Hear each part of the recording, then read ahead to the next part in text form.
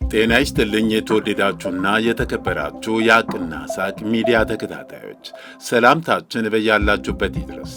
አዳዲስና ወቅታዊ መረጃዎችን የያዘው ወሳኝ መረጃ አሁን ጀመረ። አብራችሁን እንድትቆዩ እየጋበዝኩ ርዕሶቹን አስቀድማለሁ። ጀነራል አበባው ታደሰ መገናኛና ኢንፎርሜሽን ሲስተም ዋና መምሪያ የውጊያ ዋነኛ ነርቭ ነው ሲሉ ገለጹ። ስለ ኮንዶሚኒየም ምዝገባ በተለያዩ ሚዲያዎች እየተላለፈ ያለው መረጃ ሐሰት መሆኑ ተገለጸ። የመንግሥት ተቋማትን ስም በመጠቀም በማኅበራዊ ሚዲያ የጥላቻና ሐሰተኛ መረጃ ሲያሰራጭ የነበረው ግለሰብ በእስራት ተቀጣ። ሙሽሮቹ በተኙበት በመኪና አደጋ ሕይወታቸው አለፈ። በአውሮፓ የታገዱ ኬሚካሎች በምስራቅ አፍሪካ ስጋት እንደሆኑ ተገለጸ። ፕሬዝዳንት ትራምፕ የቬንዙዌላን ነዳጅ በይፋ መሸጥ ጀመሩ። ጀግናው የኢትዮጵያ አየር ኃይል 90 ዓመታትን ባስቆጠረ ጉዞ የሀገራችንን የአየር ክልል በአስተማማኝ ሁኔታ በመጠበቅ በመስዋዕትነት የደመቀ አኩሪ ታሪክ የሠራ አንጋፋ የአቪዬሽን ተቋም ነው። ለዚህም ታላቅ የምስረታ ክብረ በዓል ዓለም አቀፍ ደረጃውን ጠብቆ ተዘጋጅቷል። ዘመኑ የደረሰበትን የአቪዬሽን ቴክኖሎጂ በቅርበት ለመመልከትና ለመዳሰስ ሁላችሁም ተጋብዛችኋል። ለቴክኖሎጂ አድናቂዎች አነቃቂ ተሞክሮ የምታገኙበት የአቪዬሽን ኤክስፖ የአንበሶቹ ሰማይ ኢትዮጵያ በሚል መሪ ቃል በዓለም አቀፍ ደረጃ ስመጥር የሆኑ ሀገራት አየር ኃይሎች የሚሳተፉበት ጥቁር አንበሳ የአየር ትርኢት። ኑ ሁሉንም በአንድ ቦታ በነፃነት እየተዝናኑ የሚጎበኙት ታላቅ ዓለም አቀፍ የአቪዬሽን ኤክስፖን በቢሾፍቱ አየር ኃይል ግቢ ውስጥ ከጥር 15 እስከ ጥር 19 በደማቁ ያክብሩ። በዚህ ታሪካዊ ኤክስፖ ላይ ለመሳተፍ የመግቢያ ትኬቶቹን ኦንላይን በwww.etaf90years.com በአዲስ አበባ መኮንኖች ክበብ፣ በስካይላይት ሆቴል፣ በሂልተን ሆቴል፣ ኢሊሌ ሆቴል በተጨማሪም በ11ዱም ክፍለ ከተሞች እንዲሁም በቢሾፍቱ፣ በአዳማ፣ በሞጆና በሌሎቹም አቅራቢያ ከተሞች በመግዛት መታደም ትችላላችሁ። የኢትዮጵያ አየር ኃይል የነጻነትና የአንድነት ምልክት። ጀነራል አበባው ታደሰ መገናኛና ኢንፎርሜሽን ሲስተም ዋና መምሪያ የውጊያ ዋነኛ ነርቭ ነው ሲሉ ገለጹ። የመገናኛና ኢንፎርሜሽን ሲስተም ዋና መምሪያ ሰራዊቱ ተልዕኮውን በተፈለገው ልክ መፈጸም እንዲችል በተለይም የጠራ መልእክት ለተፈለገው አካል እንዲደርስ በማድረግ ትልቁን የውጊያ ሚና የሚወጣ ነው ብለዋል። የጦር ኃይሎች ምክትል ጠቅላይ ኤታማዦር ሹም ጀነራል አበባው ታደሰ በዋና መምሪያው የውይይት መድረክ በተገኙበት ዕለት እንዳሉት መገናኛና ኢንፎርሜሽን የአንድ ወታደራዊ ስትራቴጂ ዋና የነርቭ ስርዓት ነው ብለዋል። ያለ መገናኛ የትኛውንም የውጊያ ስምሪት ማሰብ ከቶንም ቢሆን አይቻልም ሲሉም ገልጸዋል። ክፍሉ ከፍተኛ እውቀትን፣ የላቀ ቴክኖሎጂንና የሀገርን ከፍተኛ ሀብት የሚጠይቅ የስትራቴጂክ ሪሶርስ ማዕከል መሆኑንም አመላክተዋል። ክፍሉ ቀደም ሲል በማቴሪያልና በሰው ኃይል አንሶ እንደነበር ያስታወሱት ጀነራል አበባው ታደሰ በበላይ አመራሩ ቁርጠኝነትና በክፍሉ አባላት ጥረት በአሁኑ ወቅት ወደ ላቀ ደረጃ መሸጋገሩን አንስተዋል። አሁን ላይ ያለው ጦርነት በቴክኖሎጂና በሳይበር የታጀበ በመሆኑ ክፍሉ ከወዲሁ ራሱን ማዘጋጀትና በሙያ መብቃት የሁል ጊዜ ተግባሩ አድርጎ መንቀሳቀስ እንደሚገባውም አስገንዝበዋል።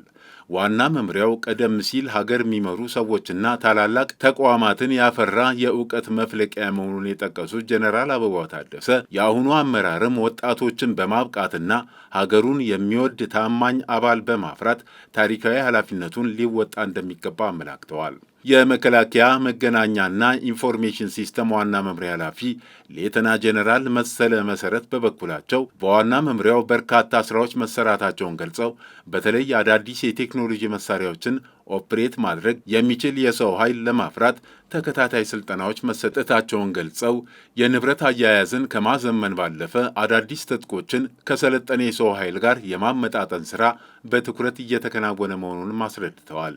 የኢንፎርሜሽንና ግንኙነት ሲስተም መምሪያ ኃላፊ ብርጋዲየር ጄኔራል አዱኛ ደሬሳ ዘርፉን ከወቅቱ የጦርነት ባህሪ ጋር ለማስማማት ሰፊ የሪፎርም ስራዎች እየተከናወኑ መሆኑን አስረድተው በተለይም ከዚህ ቀደም በእጅ ሲሰሩ የነበሩ ምስጢራዊ ስርዓቶች ሙሉ በሙሉ ወደ ዲጂታል ስርዓት መቀየራቸው የመረጃ ልውውጡን ፈጣንና አስተማማኝ ማድረጉን ገልጸዋል።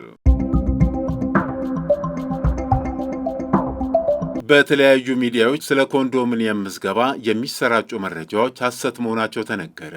በተለያዩ ሚዲያዎች አክቲቭ አስደርጉ በሚል እየተሰራጩ የሚገኙ መረጃዎች ሐሰት መሆናቸው ነው የተገለጸው።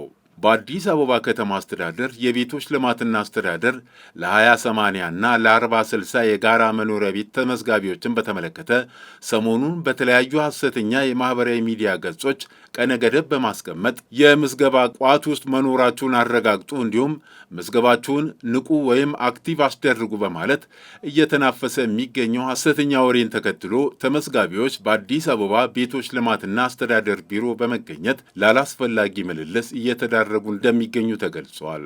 ይሁንና ተመዝጋቢዎች ያለምንም ቀነ ገደብ በተቋሙ ዌብሳይት መረጃዋን ማግኘት ስለሚችሉ በአካል መምጣት ሳያስፈልግ ማንኛውም ተመዝጋቢ የምዝገባ ሂሳብ ቁጥሩን በማስገባት ንቁ አክቲቭ መሆኑን ማረጋገጥ የሚችልና አስፈላጊውን መረጃ ማግኘት ይችላሉ ተብሏል። የትም መሄድ ሳይጠበቅባችሁ የቁጠባ ገንዘብ ስትከፍሉ በራሱ አክቲቭ ይሆናል። ስማችሁ ከሌለ ብቻ ነው ወደ ቢሮ መሄድና ማናገር የሚጠበቅባችሁ የሚል መረጃ ከቤቶች ልማት አስተዳደር ቢሮ ወጥቷል።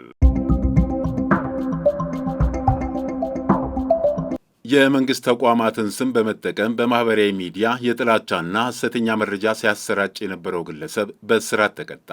በዳውሮ ዞን የተርጫ ከተማ አስተዳደር ተከሳሽ ዶክተር አስራት ወልዴ የተባለው ግለሰብ ማኪራ ኮፊና ካፋ ቲዩብ በሚል የፌስቡክ አካውንት በመጠቀም የጥላቻና ሐሰተኛ መረጃ በማሰራጨት ጥፋተኛነቱ በማስረጃ ተረጋግጧል።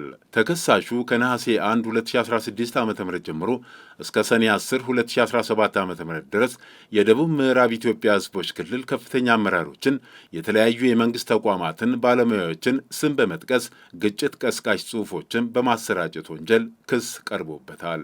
ግለሰቡ የኢፌድሪ የሕዝብ ተወካዮች ምክር ቤት የጥላቻ ንግግርና ሐሰተኛ መረጃ ስርጭትን ለመከላከልና ለመቆጣጠር የወጣውን አዋጅ ቁጥር 1185 ህዝባር 2012 ዓ ም በአንቀጽ 7 ንዑስ አንቀጽ 1 እስከ 5 ስር ያለውን ድንጋጌ በመተላለፍ ወንጀል ክስ መስርቶበታል።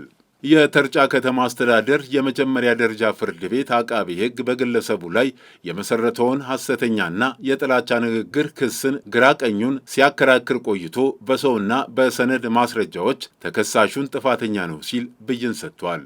የተርጫ ከተማ አስተዳደር የመጀመሪያ ደረጃ ፍርድ ቤት የአቃቢ ሕግን የቅጣት ማክበጃ አንዱን ተቀብሎ የተከሳሹን የቅጣት ማቅለያ ሁለቱን በመቀበልና በቅጣት አወሳሰን መመሪያ መሰረትና በወጣው አዋጅ መሰረት ውሳኔ ሰጥቷል። ተከሳሽ ዶክተር አስራት ወልዴ በ2 ዓመት ጽኑ እስራትና በ5,000 ብር የገንዘብ መቀጮ እንዲቀጣ ተወስኖበታል ሲል የደቡብ ምዕራብ ኢትዮጵያ ሕዝቦች ክልል ፖሊስ ኮሚሽን የሕዝብ ግንኙነትና ኮሚኒኬሽን ዳይሬክተር ኢንስፔክተር ደጀኔ አሰፋ ተናግረዋል። ሙሽሮቹ በተኙበት በመኪና አደጋ ሕይወታቸው አለፈ። ዛሬ ጥር 8 2018 ዓ ም ከንጋቱ 11 ሰዓት ከ40 ላይ ከሐዋሳ ዕቃ ጭኖ ወደ ሰደ ቦረ ሲሄድ የነበረ አይሱዙ መኪና መደበኛ መንገዱን ስቶ መኖሪያ ቤት ላይ በመግባቱ ከፍተኛ ጉዳት አድርሷል። በቅርቡ የተጋቡት ሙሽሮች ባልና ሚስት ተኝተው ባሉበት ሲሞቱ ተጨማሪ 2 በመኪና ውስጥ የነበሩ ሰዎች ሕይወታቸው ማለፉ ተነግሯል። በአደጋው አጠቃላይ 4 ሰዎች ሕይወታቸው ጠፍቷል። የዝግጅት ክፍላችን ለሟች ቤተሰቦች መጽናናትን ይመኛል። በአውሮፓ የታገዱ ኬሚካሎች በምስራቅ አፍሪካ ስጋት ሆነዋል ተባለ። በአውሮፓ ህብረት ለጤና አደገኛ ተብሎ የታገዱ ጸረ ተባይ መድኃኒቶች በአውሮፓ ኩባንያዎች ተመርተው ወደ ምስራቅ አፍሪካ ሀገራት በስፋት እየገቡ መሆኑን ዴይሊ ኔሽን ዘግቧል። እንደ ኡጋንዳ ባሉ ሀገራት ከሚገቡት ጸረ ተባይ መድኃኒቶች ውስጥ 60 በመቶ የሚሆኑት በላኪ ሀገራቸው የታገዱ ሲሆኑ በታንዛኒያና ኬንያም በኩባንያዎች ግፊትና በድንበር ላይ በሚደረግ ህገወጥ ዝውውር ምክንያት ቁጥጥሩ ውጤታማ ሊሆን አልቻለም ተብሏል። እንደ ፓራኳት ያሉ እጅግ አደገኛ ኬሚካሎች በብሪታንያ ከ2007 ጀምሮ ጥቅም ላይ እንዳይውሉ ቢታገዱም አምራች ኩባንያዎቹ አሁንም ወደ አፍሪካ በመላክ ላይ ይገኛሉ። በቅርቡ በኬንያ ሜሪ አካባቢ በተደረገ ጥናት በፈተናው ከተሳተፉ ገበሬዎች መካከል 100 በመቶ የሚሆኑት በደማቸው ውስጥ የዚህ አደገኛ ኬሚካል ቅሪት ተገኝቶባቸዋል። በኡጋንዳ በሀገሪቱ ከሚመዘገቡት ጸረ ተባይ መድኃኒቶች ውስጥ 60 በመቶ የሚሆኑት በላኪ ሀገራቸው በአውሮፓ የታገዱ ናቸው። በሌሎችም የቀጣናው ሀገራት በድንበር አካባቢ በህገወጥ መልኩ በሚገቡ መድኃኒቶች ተፈትነዋል። ዘገባው እንደሚያሳየው ገበሬዎች እነዚህን መርዛማ ኬሚካሎች ያለምንም መከላከያ ልብስና ጭንብል በእጃቸው ይበጠብጧቸዋል። ይህም ለከፋ የሳምባ ጉዳት፣ ለቆዳ በሽታና ለፓርኪንሰን የመንቀጥቀጥ በሽታ ተጋላጭ ያደርጋቸዋል። በተጨማሪም አውሮፓ እነዚህን አደገኛ ኬሚካሎች ወደ አፍሪካ ብትልክም በእነዚህ ኬሚካሎች የታከሙ የአፍሪካ ግብርና ምርቶችን ግን ደረጃቸውን ያልጠበቁ ተብለው ወደ አውሮፓ ገበያ እንዳይገቡ ይታገዳሉ። በኢትዮጵያም ፓራኳትና ኢንዶሰልፋን ያሉ በአውሮፓ የታገዱ ኬሚካሎች አሁንም ድረስ በኢትዮጵያ ጥቅም ላይ እንደሚውሉ መረጃዎች ያመላክታሉ። በተለይ አርሶ አደሮች ኬሚካሎቹን ያለመከላከያ ልብስ መርጨታቸውንና ባዶ የኬሚካል መያዣዎችን ውሃ ለመቅዳትና ለቤት ውስጥ አገልግሎት መጠቀማቸው ጉዳዩን አሳሳቢ አድርጎታል። አሜሪካ የቬንዙዌላን ነዳጅ በይፋ መሸጥ ጀመረች። የአሜሪካ መንግስት የቬንዙዌላን የነዳጅ ሀብት ሙሉ በሙሉ በቁጥጥር ስር ካደረገ በኋላ ምርቱን በዓለም አቀፍ ገበያ ላይ በይፋ መሸጥ መጀመሩን አስታውቋል። ይህ ታሪካዊ እርምጃ የተወሰደው በቬንዙዌላ ላይ የተካሄደውን ድንገተኛ ወታደራዊ ጣልቃ ገብነት ተከትሎ ነው። ፕሬዝዳንት ዶናልድ ትራምፕ ባስተላለፉት ትዕዛዝ መሰረት ከመጀመሪያው የነዳጅ ጭነት ውስጥ የ500 ሚሊዮን ዶላር ሽያጭ ተጠናቋል። ገቢው በአሜሪካ ቁጥጥር ስር ባለ የባንክ ሂሳብ እንዲቀመጥ ተደርጓል። የአገሪቱ የቀድሞ ፕሬዝዳንት ኒኮላስ ማዱሮና ባለቤታቸው በካራካስ በቁጥጥር ስር ውለው ወደ ኒውዮርክ ተወስደዋል። በአሁኑ ወቅት በእጽ ዝውውርና በሽብርተኝነት ወንጀል ክስ ተመስርቶባቸው ፍርድ እየተጠባበቁ ይገኛሉ።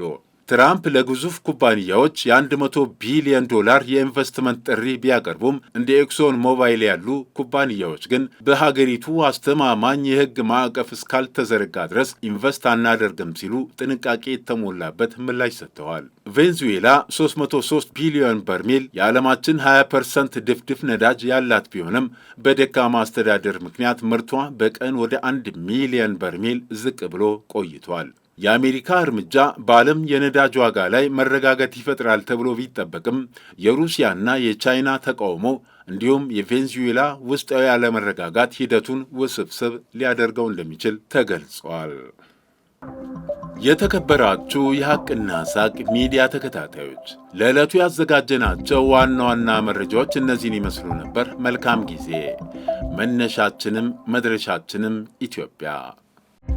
ጀግናው የኢትዮጵያ አየር ኃይል 90 ዓመታትን ባስቆጠረ ጉዞ የሀገራችንን የአየር ክልል በአስተማማኝ ሁኔታ በመጠበቅ በመስዋዕትነት የደመቀ አኩሪ ታሪክ የሠራ አንጋፋ የአቪዬሽን ተቋም ነው።